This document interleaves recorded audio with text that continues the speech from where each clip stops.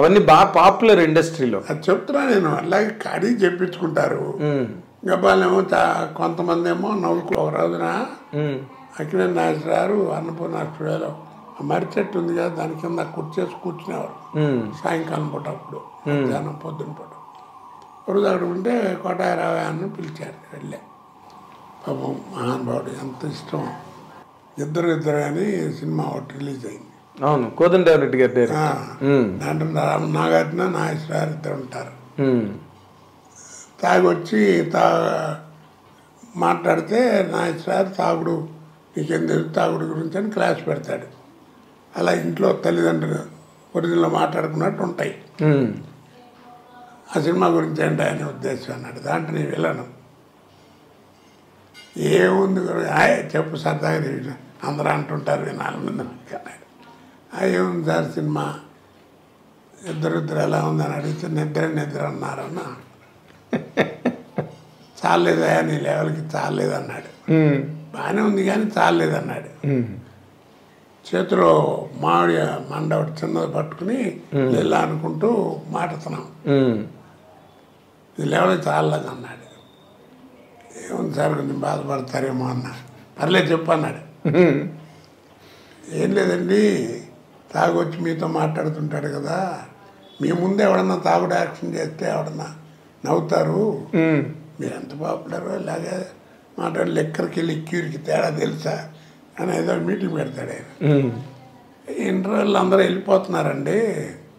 ఏమో వెళ్ళిపోతున్నారు ఏంటి, సినిమా వాళ్ళది అది కదండి, వాళ్ళిద్దరూ ఏదో father and Sons family affairs మాట్లాడుకున్నారు, మనం వింటాం బాగున్నదని వచ్చేస్తున్నాం అన్నారు. అన్నా ఆ చిన్న మామిడి మనకి పేర్లు కొట్టి బయలు చెప్పా నవ్వుకున్నాడు. అలాగే చిరంజీవి గారు కూడా ఎందుకంటే చెప్పేది నాగేశ్వరరావు ఒక ఫంక్షన్లో బ్రహ్మానందం గారు కూడా ఉన్నారు. బ్రహ్మానందం గారు ఫంక్షన్ అది, ఆయనకి అభినందన నాగేశ్వరరావు పెద్ద ఆయన చీఫ్ గెస్ట్ ఏదో మాట్లాడుతున్నా. ఎప్పుడు వెళ్ళలేదు, నాకు పద్మశ్రీ వచ్చినంత ఆనందం వేసింది ఆ రోజు, ఇప్పుడు కొన్నేళ్ల క్రితం. నాగేశ్ కోట గురించి ఏం చెప్తాం, బ్రహ్మానందం గారి గురించి కస్తూరి శివరాజు నుంచి అందరితో చూశాను బ్రహ్మానందం గారి దాకా అని ఆయన బ్రహ్మానందం గురించి మంచిగా చెప్పడం మొదలెట్టాడు.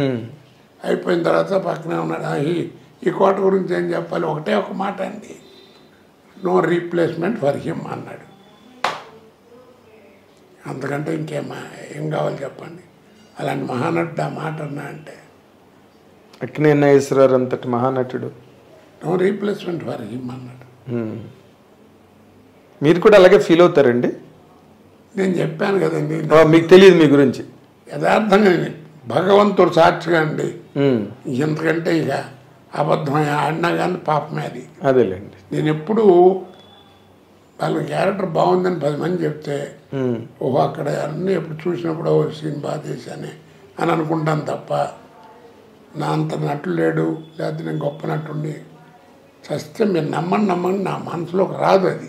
అదేలేండి, అదే అందుకే మీరు ఇంత కెరీర్ ఇంతకాలం కొనసాగి ఏదైనా అనండి మీరు నిజం చెప్పాను. అదే ఆ తర్వాత మిమ్మల్ని చిరంజీవి గారు కూడా అడిగారు కదా, ఏదో నా మీద ఏదో జోక్ వేసావంటే చెప్పు నువ్వని. ఆయన మీద ఏం జోక్? స్టోర్పురం పోలీస్ స్టేషన్ మీద. అదే 2 అరెస్ట్పురం పోలీస్ స్టేషన్ అన్నాను. అది కేఎస్ రామారావుతోనే అన్నాను. ఆయన కూడా దాకా ఇద్దరు ఉన్నాను విన్నారు. 2 అరెస్ట్పురం పోలీస్ స్టేషన్ ఎట్ట ఉంది అంటే 2 అరెస్ట్పురం పోలీస్ స్టేషన్ అంటే సరే నవ్వుకుంటారు కదా. అదే నవ్వు. ఇప్పుడు ధైర్యం కూడా ఉండాలి ఆ మాట చెప్పడానికి. అలా చెప్పాలనే ధైర్యం ఉంది కదా అనేటువంటి మెంటాలిటీ అయితే మనం ఏం మాడుతున్నాం అవతలవాడికి తెలుసు, వాళ్ళు ఎంజాయ్ చేయరు కదా. కానీ ఇప్పుడు మీరు ఇంత సాత్వికంగా ఇంత సహజ సిద్ధంగా మాట్లాడే ఒక పరిపూర్ణమైన వ్యక్తి, నటుడుగా కూడా అందరూ ఒప్పుకుంటారు. కానీ ఒక టైంలో ఇండస్ట్రీలో మీరు ఎవరినో చాలా పెద్ద వ్యక్తుల్ని సినిమా ఇండస్ట్రీలో దూషించారని, మిమ్మల్ని బాయ్కాట్ చేయాలని అందరూ నిర్ణయం తీసుకున్నారని, తర్వాత ఆ నిర్ణయం తీసుకున్న మర్నాడే మీరు గణేష్ సినిమాకి బుక్ అయ్యారని అప్పుడు ఆ టైంలో ఇండస్ట్రీలో మాట్లాడుకున్నారు. ఇది నిజమేనా? నాకు తెలియదండి. ఉమ్. నా నోటీసు రాలేదు, ఓకే. యథార్థంగా రాలేదు. ఉమ్. ఎందుకు అనుకుంటారండి ఆర్టిస్ట్ కనపడుతుంటే? మీరు మంచి ఆర్టిస్టు, మీరు చేస్తేనే బాగుంటుంది అనుకుంటే రామారావు ఇప్పుడు రావు గోపాలరావును రామలింగ గారు అలవాట్లు తెలియవా? వాళ్ళు ఎంత జాగ్రత్తగా రాఘవేంద్ర గారు వాడేవారు షూటింగ్లో, ఏమంటారు? అవును. మరి శాటిలైట్ చేస్తే మూడు పోద్ది. అలాగా ఎందులేప అంటున్నట్టు అదేలేండి. అవసరం ఉండొచ్చు.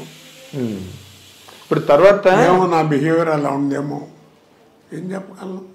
అదే అప్పుడు బాగా చాలా హాట్ టాపిక్ నడిచింది. చాలా విన్నానండి నేను నా గురించి. ఏమిటి విన్నారు ఒక్కటి చెప్పండి. అతి వరస్ట్. ఇందాక మీరు అన్నట్టుగా బాగా తాగుతాడు, బాగా తిరుగుతాడు. అదే ఉందిలేండి, కామన్ సినిమా యాక్టర్స్ కి ఊరికే కూడా అంటారు ఆ మాటలు, కానీ అది పెద్ద నాకు అంతకంటే నా మీద ఓకే. ఏదో ఉన్నమాట మొహం మీద మాడతాడు, వెనక ముందు చూసుకోడు, ఆయన చెప్పదలుచుకుని చెప్తాడు, ఇవే తప్ప. అదేలేండి. అయితే మీరు ఒక స్టేట్ బ్యాంక్ ఎంప్లాయీగా కనుక ఉంటే మీరు ఇంత సంపాదించలేకపోయేవారు, ఇంత పేరు ప్రతిష్టలు వచ్చేవి కావు. మీరు రెమ్యూనరేషన్ విషయంలో ఎప్పుడైనా ఇండస్ట్రీలో డిమాండ్ చేయడం, దానివల్ల అవతల వాళ్ళు ఇబ్బంది పడడం అలాంటివి ఏమైనా జరిగాయండి? మీరు ఎప్పుడన్నా విన్నారా? అసలు వినలేదు కాబట్టి అడిగాను. అడగలేదు కాబట్టి మీరు అడిగారు నన్ను. ఎప్పుడు డబ్బు ఇస్తే కానీ డబ్బింగ్ చెప్తాను, నాకు ఇంత ఇస్తే కానీ చేయను చెప్పమని నన్ను ఎవరన్నా. సమ్మర్ వచ్చినప్పుడు మా ఆవిడ కరెంట్ లేకపోతే 4 చెక్కులు తీసి చేతికి ఇచ్చేది, విసురుకోండని, బౌన్స్ అని చెక్కులు.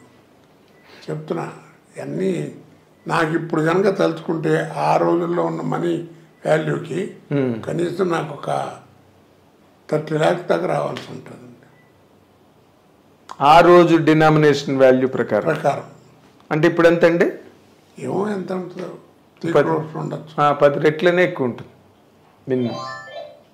బాగా చాలామంది అండి. సార్ మీ కెరీర్లో ఒక 3 కోట్లు నష్టపోయారు అనమాట మీరు. ఏమండి, అది పట్టించుకోలేదు కాబట్టి భగవంతుడు ఈ లైఫ్ ఇచ్చాడేమో. అదేలేండి. అయితే ఓకే, మీరు 30 లక్షలు చెక్కులు ఇచ్చి విసనకర్ర విసురుకోమని చెప్పేవారు ఆవిడని అన్నారు. కానీ మీరు బాగా సక్సెస్ అయ్యి ఆర్థికంగా బాగా నిలదొక్కున్న తర్వాత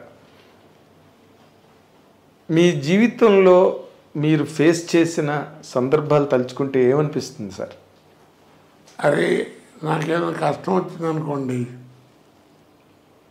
బాధపడతా.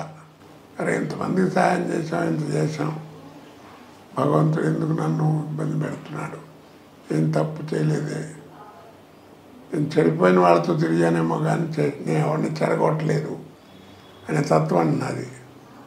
నా బిహేవియర్ కూడా అలాగే ఉంటుంది. ఎంతమందికి నా ఫ్యామిలీ లైఫ్లో కానీ నా ఫ్యామిలీ మెంబర్స్కి కానీ ఇన్ని lakhs of rupees ఖర్చు పెట్టాను. అది అంటే భగవంతుడు ఇవ్వబట్టి మనం ఖర్చు పెట్టామనుకో, ఖర్చు పెట్టాలని మనసు ఉండాలిగా. ఇచ్చినంత మాత్రం ఖర్చు పెట్టాలని లేదు కదా. చెప్తున్నా నేను. అలాగా జీవితం అంటుంటే ఫ్రెండ్ ఒకరు వచ్చి టెన్షన్గా ఉందిరా జీవితం అంటే ఏంటో అని, అంటే జీవితం అంటూనే టెన్షన్ పడతా ఎందుకురా అన్న. అదేంటన్నాడు, దాంట్లోనే అర్థం ఉందన్న, జీవితం అనే పదంలోనే అర్థం కూడా ఉందన్న. అదేంటన్నాడు, రాయి తెలుస్తుందన్న. రాశాడు జీవితం అని, చివరికి ఏముందన్న, 0 ఉందన్నాడు. అదేరా జీవితం, పిచ్చి ఉన్నాడు జీవితం అంటాడు చివరికి శూన్యం. పెద్దలు మహానుభావులు పోతే పూర్ణం అంటారు, నాలంటే ఆ ప్రభుడు పోతే 0 అంటారు. తేడా. లైఫ్ చివరికి అందరం చేతులు కడుక్కుని పోవాల్సిందే. అంటే ఇప్పుడు మళ్ళీ మీరే అంత బాధ్యతగా మీరే అన్నీ చూసుకోవలసి వస్తుంది, మీరే దగ్గరుండి అన్నీ చేసుకోవాల్సి వస్తుంది కదా ఈ ఏజ్లో, ఈ హెల్త్ కండిషన్స్లో. ఏంటి ఈ పదం?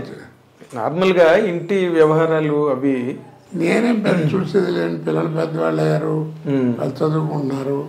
నా అదృష్టం బాగుండి మంచి కోడలు. ఈ కోడల గురించి నేను చెప్పాలంటే అంతకంటే మంచి మాట లేదు. మంచి కోడలు దొరికింది, నాకు ఏ ప్రాబ్లం లేదు, చక్కగా చదువుకుంది. పిల్లలు మెరిటోరియస్గా చదువుతారు. దానికి కారణం నాకేమీ తెలియదు, నేను కానీ మా ఆవిడ కానీ కాదు, అంతా అమ్మాయే. చక్కగా పిల్లల్ని చదివించుకోవడం చేయటం అన్నీ అదొక అదృష్టం. లేకపోతే ఇదంతా ఎట్లా ఉంటుంది కదా మరి. సో ఆవిడ సముద్రాలు అన్నీ జాగ్రత్తగా ప్లాన్ చేసుకునేది. ప్లానే ఉంది, బయటికి ఏం ఊరికి ఎక్కడ పడితే అక్కడికి మాట్లాడటం చేయటం ఉండదు. అవును, తన పని తను దానికి ఏదన్నా నాకు తెలియదు అడుగుతాను, అమ్మాయి చూడాలి, చూస్తారు, చెప్తారు, అయిపోద్ది.